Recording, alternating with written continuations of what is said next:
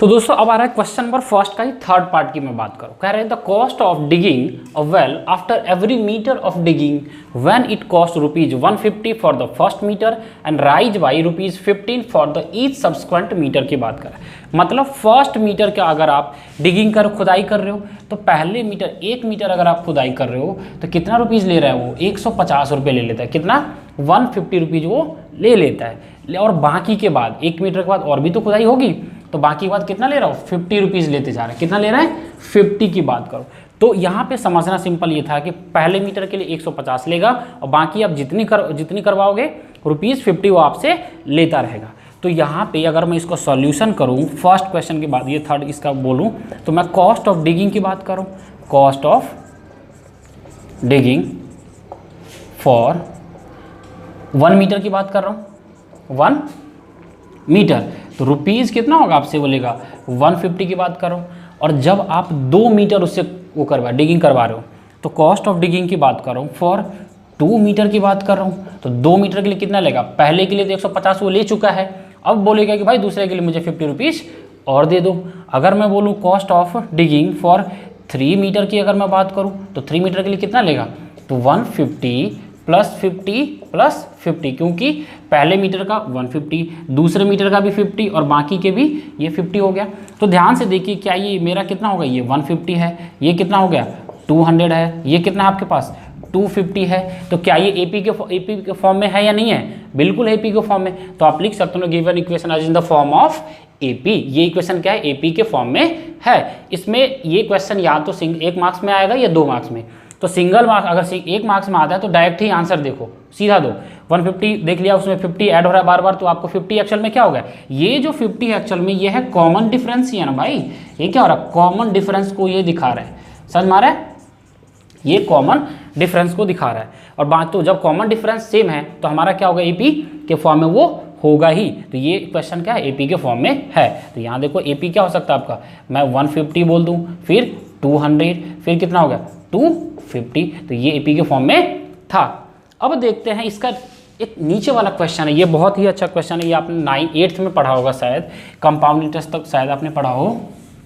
तो देखिए क्वेश्चन क्या बोल रहा है कि the amount of money in the account every year when ₹10,000 is deposited at compound interest at 8% per annum की बात करें। मतलब क्या हुआ कि आपने 10,000 डिपॉजिट किया है, ठीक है, अकाउंट में।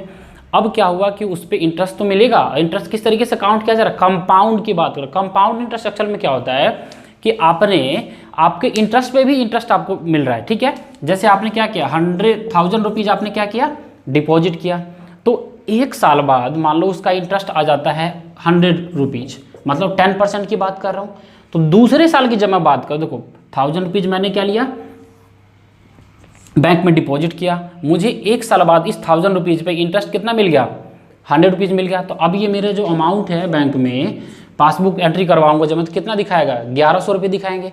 तो जब दूसरे साल क्या हो रहा है आपका कि अब इस पर आपको क्या मिल रहा है, इंटरेस्ट मिल रहा है। तो ये जो एक्चुअल में अमाउंट था वो क्या था, आपका जो प्रिंसिपल था वो, और उसमें 100 रुपीज़ क्या था, इंटरेस्ट था। तो कंपाउंड इंटरेस्ट वही होता है कि आपको प्रिंसिपल पे तो इंटरेस्ट मिलेगा ही, और जो बाकी इंटरेस्ट बन रहा है उस इंटरेस्ट पे भी इंटरेस्ट आ रहा है, तो प्रिंसिपल वाला इंटरेस्ट तो आएगा ही, और फिर इस 100 पे भी नेक्स्ट ईयर आपको इंटरेस्ट मिलेगा। तो सबसे पहले इस टाइप के क्वेश्चन के लिए कभी भी कंपाउंड इंटरेस्ट से रिलेटेड क्वेश्चन आ जाए और आपको बोले कि एपी के फॉर्म में है तो नहीं है, ठीक है, 1 मार्क्स के लिए। लेकिन अब ये क्यों नहीं है और कैसे नहीं है वो अभी सॉल्व कर लेते हैं।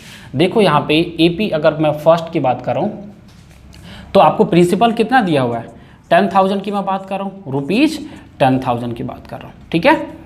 अब इंटरेस्ट की बात करूँ तो इंटरेस्ट को मैंने आई से डिनोट किया हुआ है, तो ये 8% बोल रहा है, पर एनम की बात कर रहा है, मतलब हर साल कितना परसेंट पे जा रहा है, 8% पे जा रहा है।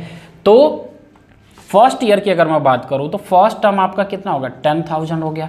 लेकिन जब मैं अमाउंट की बात करूँ, अमाउंट का एक फॉर्मूला होता है P × 1 + R/100 का पावर कितना होता है, T। और ये T किसको रिप्रेजेंट करता है, टाइम को रिप्रेजेंट करता है। इतना ध्यान रखना आपको कि ये एक फॉर्मूला होता है, आपसे फॉर्मूला पूछेगा नहीं, सीधा 1 मार्क्स में पूछ रहा है, तो डायरेक्ट सीधा आंसर दो कि कभी भी कंपाउंड इंटरेस्ट एपी के फॉर्म में नहीं होगा। लेकिन अगर कंपाउंड इंटरेस्ट की जगह पे वो बोल दे सिंपल इंटरेस्ट की बात करें तो वो एपी के फॉर्म में फॉलो करेगा। सिंपल इंटरेस्ट में क्या होता है कि आपको सिर्फ अपने अमाउंट पे ही इंटरेस्ट मिलता है, इंटरेस्ट पे इंटरेस्ट नहीं मिलता। समझ में आ रहा है आपको? तो ये ध्यान रखना है, मतलब सिंपल इंटरेस्ट फॉलो करेगा और कंपाउंड इंटरेस्ट फॉलो नहीं करेगा, इतना ध्यान रखना है। तो P into R plus P into 1 plus R by 100 का पावर कितना है? T टाइम, टाइम मतलब जितने साल के लिए आपने दिया। तो पहली बार अगर मैं बोलूं कि मैंने 1 साल के लिए ही दिया, तो मुझे देखो कि अमाउंट फॉर फर्स्ट ईयर की at the end of first year, मतलब फर्स्ट ईयर के एंड में आपका अमाउंट क्या हो गया? तो अमाउंट की मैं बात कर रहा हूं, amount at the end of first year, तो पहले साल के खत्म होने पे अमाउंट क्या हो जाएगा? तो P into 1 plus R by 100, तो P आपका कितना था? 10,000 था भाई, इंटू 1 प्लस आर कितना था? 8/100 का पावर T, मतलब पावर 1 ही होगा नहीं, इस चीज़ को समझना है आपको। ये कितना 1 टाइम 1 साल की बात कर रहा था, तो इसको जब सॉल्व करोगे तो कितना होगा? 10,000 इंटू इनका एलसीएम लोगे तो ये 100 आ जाएगा, और इसको मल्टीप्लाई करोगे तो ये 100 प्लस 8 आ जाएगा। समझ में आ रहा है? तो ये ध्यान से देखो कितना आ गया? 10,000 इंटू 108/100 आ गया भाई, यही आया ना। अब इस जीरो से इस जीरो को रिमूव कर दो, अब 100 को 108 से जब मल्टीप्लाई करोगे तो कितना होगा? 108, और बाकी के 2 जीरो आ गए, मतलब पहले साल के अंत में आपका जो ये अमाउंट हुआ वो हो गया 10,800 रुपये हो गए। ठीक है, अब दूसरे साल की बात कर रहा हूँ, तो अमाउंट फॉर सेकेंड ईयर की बात कर रहा हूँ, तो देखो यहाँ पे वही amount at the end of second year की बात कर रहा हूँ, मतलब दूसरे साल के अंत में आपका अमाउंट क्या हो गया? यहाँ टाइम कितना है? 2 ईयर्स की बात करो तो वही हो गया 10,000 इंटू 1 प्लस 8/100 का पावर कितना हो जाएगा भाई? 2 हो जाएगा, बस इतना समझना है।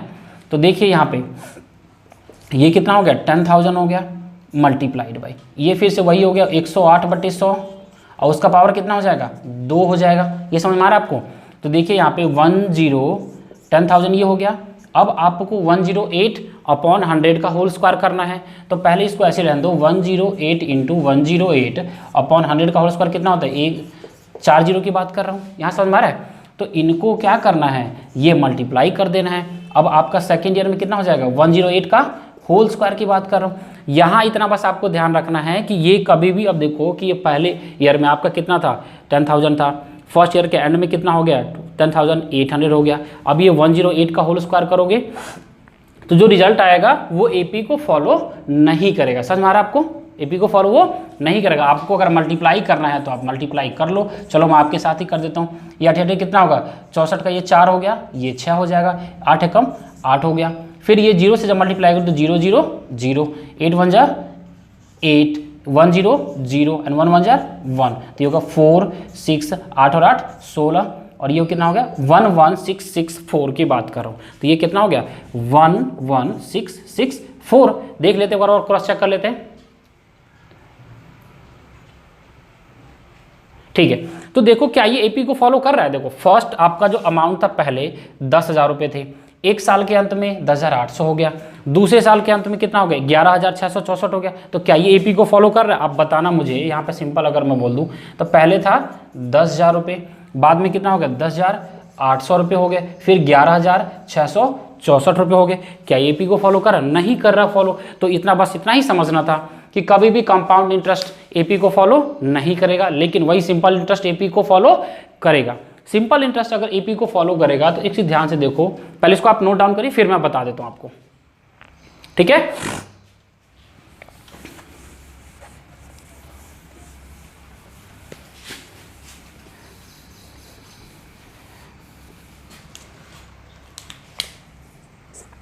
देखिए सिंपल इंटरेस्ट क्या मतलब क्या था कि आपने 1,000 रुपीज़ क्या किया, किसी को दिया, बोला भाई मैं 10% इंटरेस्ट उस पर लूँगा, तो 10% इसका कितना होगा?